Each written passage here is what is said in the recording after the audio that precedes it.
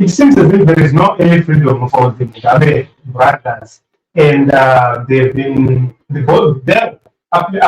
hearing has been postponed to the 11th of March 2026. Remember, when they first appeared in court, they were remanded to March 3, and on the 3rd of March, they were remanded to the 5th, and from the 5th, they've been remanded to the 11th.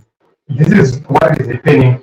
And the question is, will Mugabe brothers get the much needed freedom? So we are complicated case, and there are a lot of emotions surrounding this whole issue, and we need to ask: will, number one, will they get justice, and secondly, will they be able to get their freedom? When you're looking at this whole case, there are certain things which you need to take a look upon. It seems as if the prosecution wants to add 2 more charges on top of the 3 charges which they already have. So if you are looking onto this report, the report says Bellarmine Chatunga Mugabe's bail application postponed to March 11, as there is no electricity at Alexander Magistrates Court in Johannesburg. Former President Robert Mugabe's son and his co-accused Tobias Matongo are charged with attempted murder and defeating the ends of justice in possession of a firearm. Prosecutors are reportedly set to get 2 more charges, that is, pointing a firearm and breaching immigration laws. These are the things which we have heard so far. So when we are looking at this whole story of the Mugabe brothers, it seems as if they are in for more trouble, and it's a very sad situation at this point in time. So we need to look at this. Let me, before I go forward, let me acknowledge Bezo. Thank you very much for coming and for the contribution you have offered so far. So the question you need to ask is, will they get justice as well as freedom? So it's a very complicated matter. You can't tell what will be the future or what will be the fate of these young men. So another issue on bail is, imagine a situation where they are released on bail and they vanish forever. Like what their mother did, she's wanted in South Africa. Like what the Chibayos did, they are also wanted in South Africa on smuggling of gold. Yes. So imagine a situation where these young people are denied bail simply because of the actions of their mother or the actions of other people. So a lot of people believe that it won't be just the same if they are denied bail because of their potential to escape from South Africa. And also the issue in question is, were they in South Africa legally? If they were not in South Africa legally, or if they were illegal in South Africa, then it makes the situation worse, because questions will be asked: what if they go and they go forever?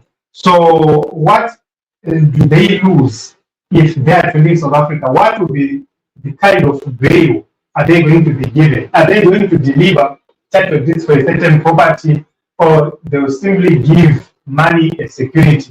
So if they give money as security, the chances are high that they will vanish. But if they give something like title deed, something of value, then they will calculate and say, okay, what is the likely sentence of this crime, and what will be the value of the property we are said to lose? Those are the arguments which I have seen so far from various quarters and different people. But the bottom line is, more charges are coming, and also there's an issue about whether they were in South Africa legally or not. And another thing which is being looked at is, what kind of evidence is there when they pointed out a firearm? Who is the victim in that case? I think that is more important, because when this charge of pointing a firearm is there is a witness who says, I ran to the scene, I ran to the place, and they pointed a firearm on me, and I had to run away. Probably that would be the case right there. So we'll be watching to see what really happens in court But what you need to look at is the court process itself. Uh, is going to be a very, very long journey because the police will need to look at their rights. Were their rights violated when they were arrested, when they were in prison, whatsoever? But right now, the biggest challenge is we are hearing that the complaints are coming from how they have been treated by the courts themselves. So when someone has been treated badly by the courts, you go to the court, the bail hearing is postponed on technicalities, on the laziness of the state. You go back again, and then you are told two more charges are coming. You are told there is no electricity. Then the people say there is no justice like that. How come you don't have electricity at a court, at the court premises, where everyone else is eager to see justice being served? How many people have been turned back to the holding cells because there is no electricity?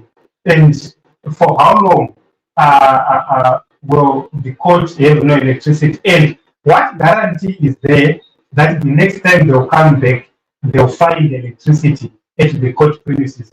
Those are factors also which will be argued to say their rights probably were violated. So when you're looking at something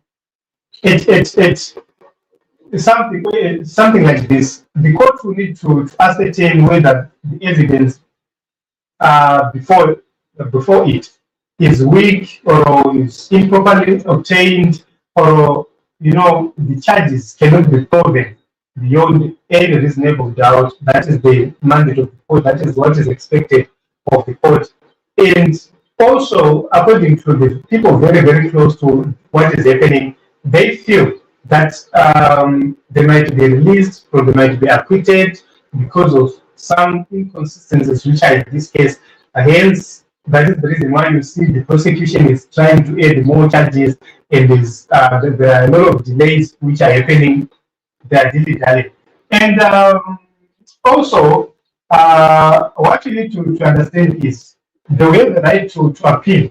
If they are found guilty, if they are jailed, and they feel that they have not been treated fairly, they will have to appeal. The chances are high that they will appeal, and they will also challenge the legality of their detention.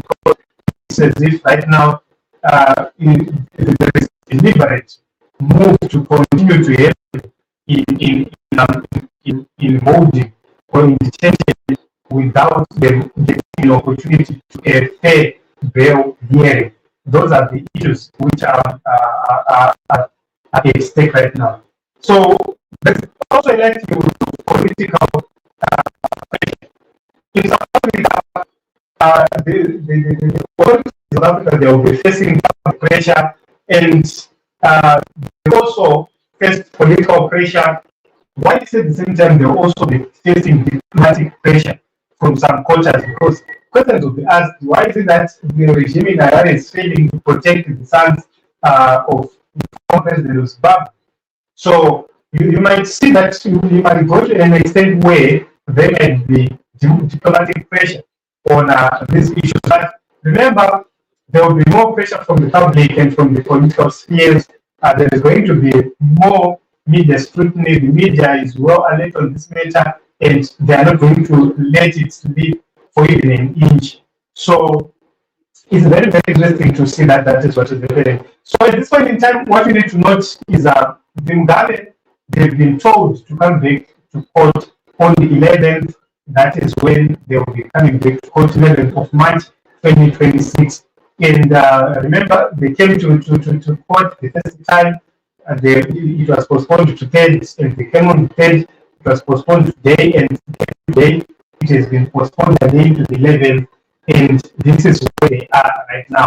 Chances that they will be released so soon are very, very slim because of the events which are happening at this point in time. So we will be watching this case, we'll be following this case to the end, so to understand what will be the ruling, what will be the indictment, what will be the fate of these young people. So remember, in South Africa, Joachim Chibayo is wanted right there, and he does have a case to under. He was on bail, and he vanished just like that. So he is wanted in South Africa. The mother of Chatunga Mugabe, Grace Mugabe herself, is also wanted in South Africa, and that makes the whole case more complicated. And when the issues of flight risk are discussed, if the mother could run away and hide from somewhere in Zimbabwe, nothing happens, what stops the children to also run away and avoid South Africa entirely?